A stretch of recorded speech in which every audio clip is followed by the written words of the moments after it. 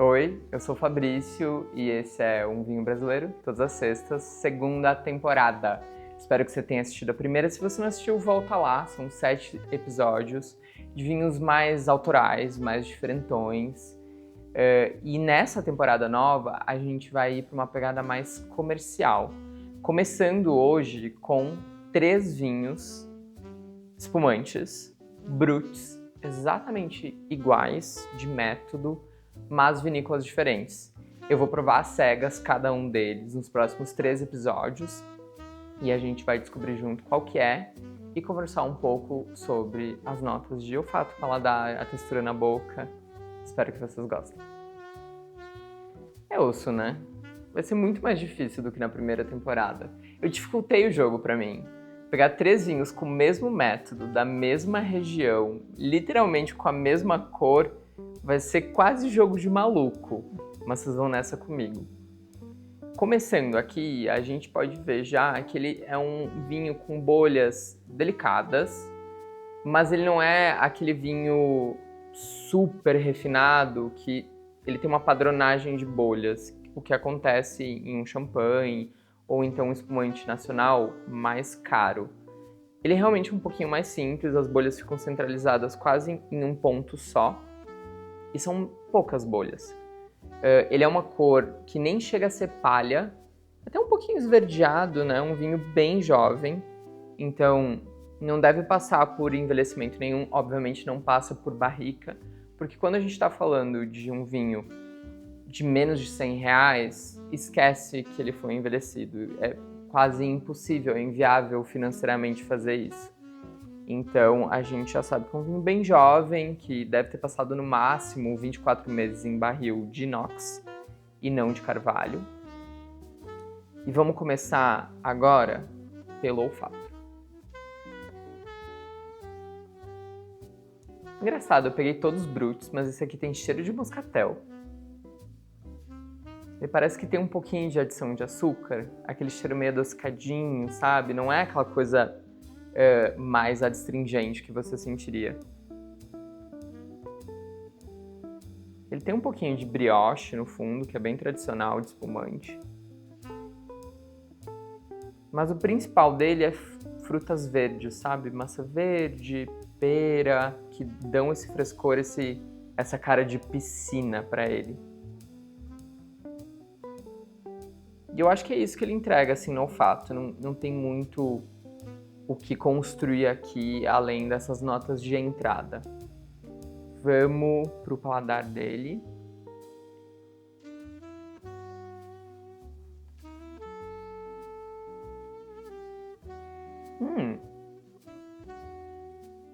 Que diferente. Ele realmente é adstringente. Você coloca ele na boca, ele fica bem adstringente, você saliva bastante depois que você engole ele. Então ele tem essa acidez mais alta mesmo, bem gostoso. Um pouco pesado nas bolhas, não vou mentir. Sabe textura de chopp que você põe na boca e ele enche a boca? Que parece que expande, fica cremoso. Ele tem essa textura menos elegante, ele é mais cheguei. Mas bem levinho, bem gostoso, bem piscina.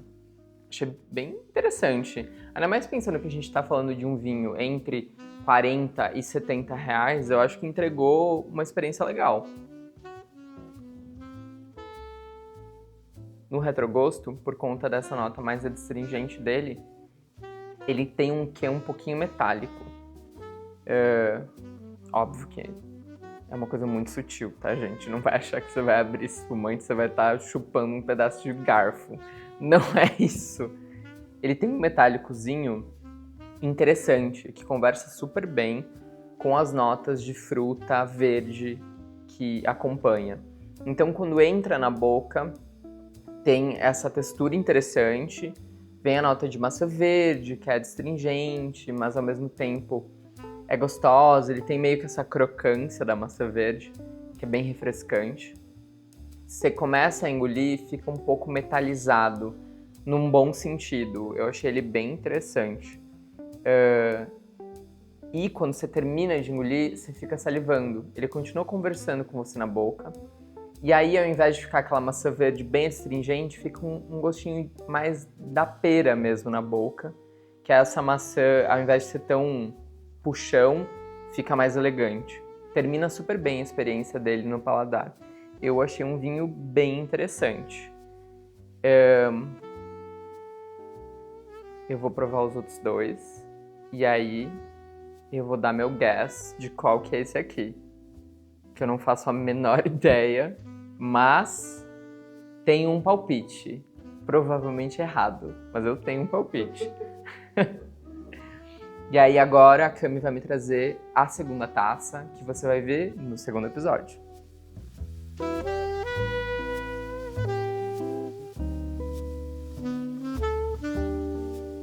A gente acabou de terminar de gravar provando os 3 vinhos. E aí, como eu tava já com a última taça, eu já adivinhei qual que era. Eu acertei o terceiro, então espera 2 semanas e você vai assistir esse episódio. E aí agora a gente voltou pra primeira taça. Ô Cami, você podia me alcançar minha água, né? Eu tô precisando dar uma lavada na boca. E esse, eu vou ser sincero, eu tô em dúvida. O terceiro foi meio óbvio. Obrigado. Mas esse aqui, o segundo, eu tô um pouco em dúvida. Eu acho que ele pode ser o Brut Aurora, porque o Aurora é o mais premiado. E faria sentido pra mim se fosse esse, o Aurora, porque ele é o mais interessante. Ele tem essa nota metálica no final, ele é verde, ele é ácido, ele só não é tão gostoso no palato em textura. Os outros dois tinham uma textura mais gostosa. Mas o segundo vinho, que é o que vocês vão assistir semana que vem, ele já é um pouquinho mais comercial. E da mesma forma que o da terceira semana, eu acho que o da segunda semana vai ter esse perfil mais comercial, ainda mais ele que é bem palha. Só que a cor bem palha é o que tá me pegando, porque a cor bem palha tinha que estar nesse sabor aqui. E vamos de fim do mundo. Mas eu vou arriscar. Eu acho que ele é o Aurora. Não é? Putz. Eu vou trazer a garrafa. Tá bom, me traz a garrafa. Então, ele é o Casa Perini. Casa Perini, você acabou de me humilhar. Dos 3 que a gente tomou, esse é o que eu compraria, tá? Ele é bem interessante, ele é método Charmat também, tradicionalzão. A Casa Perini, eu não vou mentir, eu tava com um pouquinho de preconceito. Por quê? Eu tô muito acostumado a tomar moscatel da Casa Perini, que é algo extremamente comercial e que entrega absolutamente nada. Que é muito comum, sem personalidade. Eu nunca tinha tomado, acho que um Brut deles. E esse Brut entrega bastante.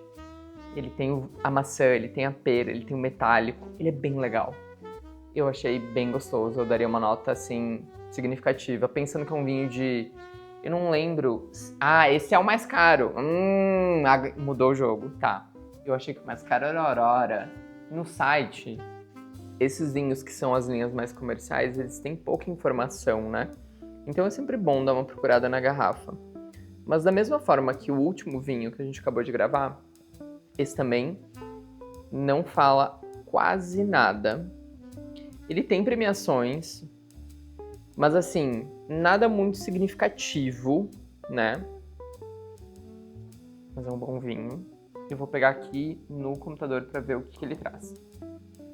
Ele é um vinho de aproximadamente R$75, ele obviamente não é safrado. Quando a gente está falando de vinho de menos de R$150 é muito difícil, principalmente nos espumantes, a gente ter uma safra definida.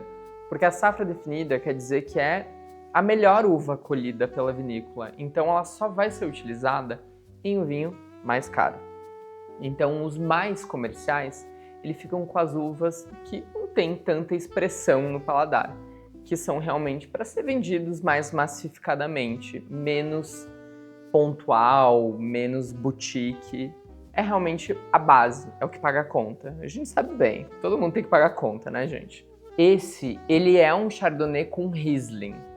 E essa nota verde e esse metálico, com certeza, é uma característica do Riesling. que ele traz essa interessância, ele tem esse adstringente no final que é gostoso. Então são notas legais que vêm junto com esse vinho. Ele também, como todos, é da Serra Gaúcha.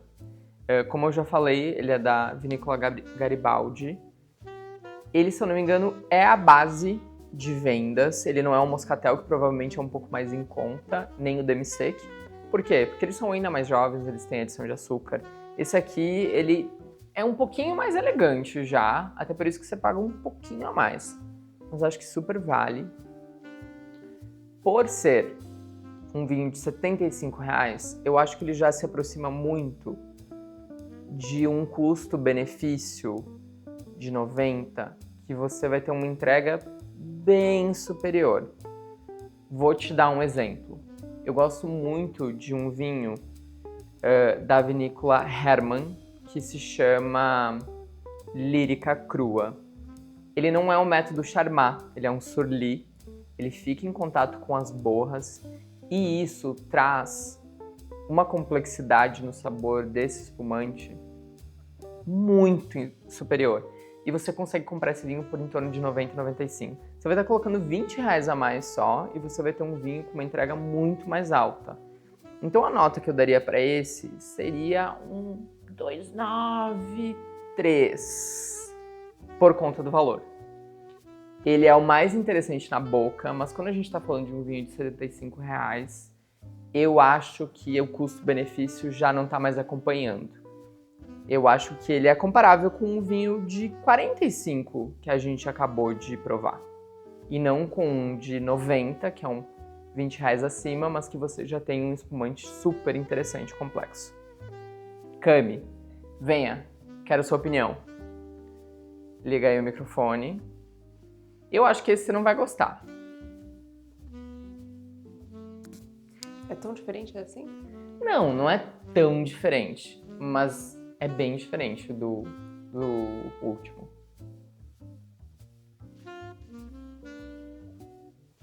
Eu gostei. Você gostou? Gostei. Ah, legal. Eu gostei. Mas comparado com o último. Eu acho que os dois são iguais. Eu gostei dos dois igual. Eu Mas gostei bastante. Você não percebeu que esse dá uma amarrada na boca, que o outro não dá? Não, ele é um pouco mais encorpado que o outro. Sim, ele tem essa textura mais cheia Ele é mais também. encorpado, com certeza. O outro tá parecendo até um pouco de água, assim, tipo, do lado desse. Mas eu gostei. Porra, mas também. se o outro parece água do lado desse, ele é muito mais encorpado. Não, mas eu gostei bastante. Eu acho que eu vou levar todos que você não gostou. Perfeito. Já vou desovar. Cami, que nota que você vai dar pra ele?